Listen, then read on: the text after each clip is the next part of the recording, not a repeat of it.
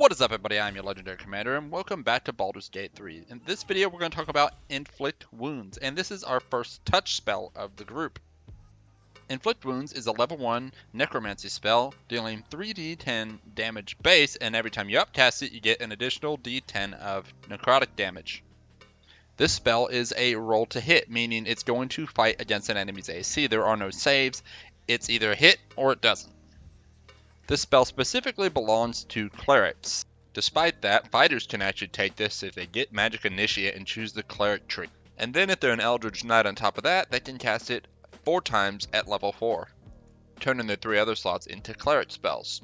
Wizards could also, in theory, use their level 1 spells to do the same, at least for now.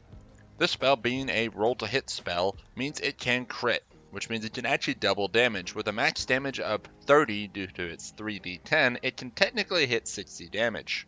Most of the time, you're going to see this spell roll about 20 though, which is still really good. This spell is really good at killing small enemies almost immediately, while dealing heavy damage to high health enemies. This spell acts like a melee attack, and actually sometimes it seems like it is a little better, as it seems the percentages are better than if I would have swung my mace. Because it is a melee spell, you will get some advantages of being a melee spell and not a spell, such as if you are behind them, you're going to get a backstab effect, which means, well, higher percentiles. If you're above them, you get the high ground modifier. You'll also eliminate things like Shrouded in Shadows because, well, you're right up on top of them. Meanwhile, though, you can't actually use this as a stealth attack. I've always found great success with this spell, so I highly suggest using this spell whenever you need to hit an enemy that's somewhat hard to hit, and for some reason range attacks are 35%, but melee attacks are going to give you like at least a 60%. Wouldn't be a bad choice. Because it's a spell and it's limited, you will have a limited number of uses, whether that be per battle or per long rest, and if you're taking a lot of long rest, well, that's probably not an issue.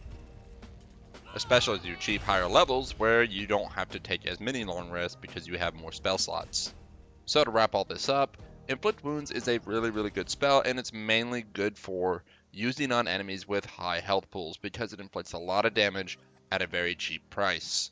A fighter will suffer a slight percentile hit trying to use Inflict Wounds. However, most of your mages should see a percentile increase, especially if it's using that modifier. If you do land the hit, which hopefully you attack from behind when you got that close, it's really going to ruin somebody's saving throw. So if they were concentrating on something, well, they're probably not going to be when you're done with them. But guys, that is going to be it for this one. I hope you enjoyed it. If you did, hit that like button. Don't forget to subscribe. Make sure to tell your friends. But y'all take care. And I'll catch you next time.